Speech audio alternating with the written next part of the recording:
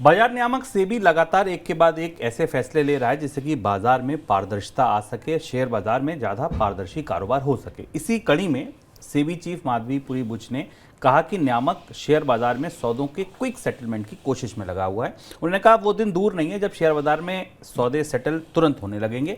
आप अभी शेयर बेचेंगे और तत्काल आपके बैंक खाते में वो पैसा आ जाएगा। अभी इस काम में 1 से 2 दिन का समय लगता है। इसके लिए सभी स्टेक होल्डर से सेबी बात कर रहा है। ऐसा होने पर सौदों के सेटलमेंट में लगने वाला समय घट जाएगा। इसके अलावा कंपनियों को तय भाव पर डीलिस्टिंग की अनुमति भी मिल सकती है, एक ये बात भी उन्होंने बोली। इसके अलावा आईपीओ को लेकर कुछ नियमों में भी बदलाव की बात कही गई है, उस पर भी हम चर्चा करेंगे। सर, पहली बात जो मैं पूछना चाहूंगा वो है सेटलमेंट प्रक्रिया, यहाँ क्या बदलाव होने वाला है? सेबी बाजार में अब इंटरवीन कर रहा है तकनीक के रास्ते से, नियमों के साथ तकनीक के रास्ते से, जिससे कि तमाम निवेशकों को जो लंबे समय तक उनके शेयर सेटलमेंट की प्रक्रिया में फंसे रहते हैं वहां से निकल सके। अभी सामान्य रूप से परिस्थिति क्या होती है शुभम, कि जब आप कोई स्टॉक खरीदते हैं तो उस स्टॉक को आप अपने ट्रेडिंग अकाउंट में लाते हैं खरीदने के बाद, और उसके बाद उसे डिमैट अकाउंट में भेजा जाता है। ये प्रोसेस है। इसके बाद अगर आप लॉन्ग टर्म इन्वेस्टर हैं, 2 तरीके के इन्वेस्टर हैं बाजार में। एक ऐसे इन्वेस्टर हैं जो डेली खरीदते बेचते हैं, और दूसरे वो इन्वेस्टर हैं जो लंबे समय के लिए स्टॉक खरीदते हैं।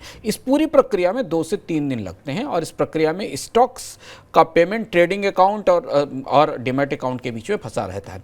सेबी ने 2 महत्वपूर्ण इंटरवेंशन करने की घोषणा की है। पहला ये कि जो पेमेंट है वो सब इंस्टेंट यूपीआई के जरिए होगा, यानी वो तुरंत सेटलमेंट हो जाएगा। अब ऐसी व्यवस्था आएगी कि जिस दिन आपने स्टॉक खरीदा उसी दिन वो आपके ट्रेडिंग अकाउंट और डिमैट अकाउंट में क्लियर हो गया, यानी आपको उतना पैसा लंबे समय तक ब्लॉक नहीं रखना पड़ा। और दूसरी बड़ी चीज़ ये कि ऐसी स्थिति में आपको अगर कोई किसी तरीके की मार्जिन मनी लॉन्ग टर्म देनी पड़ती है तो उसकी भी जरूरत नहीं होगी। इंट्राडे वालों को भी इस बात की सुविधा मिलेगी कि वो अपने सौदे तेजी से डील कर सकें या ट्रेड कर सकें।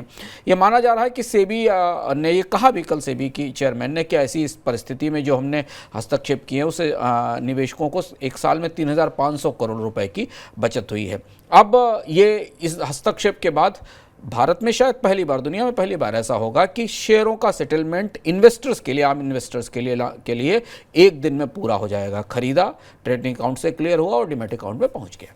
सर, आईपीओ के नियमों में किस तरीके के बदलाव की कोशिश है? आईपीओ को लेकर सेबी ने कंपनियों की दृष्टि से कंपनियों की मदद के लिए कदम उठाया है। वो मदद ये कि आमतौर पर आपके सामने ऐसी खबर आती होगी कि किसी कंपनी ने अपना आईपीओ का डीएचआरपी फाइल किया, जो कि ड्राफ्ट हेयरिंग डॉक्यूमेंट होता है, और उसे सेबी ने रिजेक्ट कर दिया। रिजेक्ट करने के बाद बाजार में उस कंपनी को लेकर उसके निवेशकों के बीच उसका सेंटिमेंट खराब होता है। तो सेबी अभी व्यवस्था करने जा रही है कि एक कॉन्फिडेंशियल फाइलिंग की अनुमति होगी, यानी उस व्यवस्था के तहत जिसकी कंपनी जो आईपीओ लाना चाहती है वो अपना प्रस्ताव रेगुलेटर के पास कॉन्फिडेंशियली फाइल करेगी, और जब वो अप्रूव हो जाएगा या जब उस पर डिस्कशन हो जाएगा, पूरी तरह कंफर्म हो जाएगा, तब फिर फॉर्मल फाइलिंग की जाएगी, कंफर्म फाइलिंग की जाएगी, और इसके बाद ही आईपीओ का प्रॉस्पेक्टस बाजार सामने जारी होगा और लोगों के सामने जाएगा। इससे कंपनियों को जो सेटबैक लगता है रिजेक्ट होने से, जो उनको झटका लगता है और किसी वजह से उनके प्रस्ताव अप्रूव नहीं होते सेबी से, इसका ये बचेगा। और ये फिक्स प्राइस पर डीलिस्टिंग की कोशिश, ये भी एक महत्वपूर्ण कदम है। इसमें आमतौर पर जब कोई कंपनी डीलिस्ट होती है, कंपनी स्टॉक मार्केट से डीलिस्ट होती है, तो वो अपने निवेशकों से शेयर वापस खरीदती है और उनको एक कीमत पे करती है। आमतौर पर देखा गया है कि इस प्रक्रिया में बुक बिल्डिंग का इस्तेमाल किया जाता है, और कंपनियों को तमाम तरीके के प्राइस मैनिपुलेशन का सामना करना पड़ता है, और निवेशकों की तरफ से भी अतिरिक्त दबाव होता है कि कंपनी किस कीमत पर अपने स्टॉक को खरीदेगी। अब सेबी जो नया नियम लेकर आ रहा है वो खासा महत्वपूर्ण नियम है। अगर कोई कंपनी शेयर बाजार से अपने आप को डिलिस्ट करना चाहती है, यानी अपने सूचीकरण को खत्म करना चाहती है, तो एक फिक्स्ड प्राइस तय करेगी, और उसी प्राइस पर उसका शेयर सारे निवेशकों उसी प्राइस पर सारे निवेशकों से अपने शेयर वापस खरीदेगी। और इससे सेबी का मानना यह है कि इससे जो डिलिस्टिंग की प्रक्रिया में तमाम पारदर्शिता के सवाल हैं वो हल हो सकेंगे।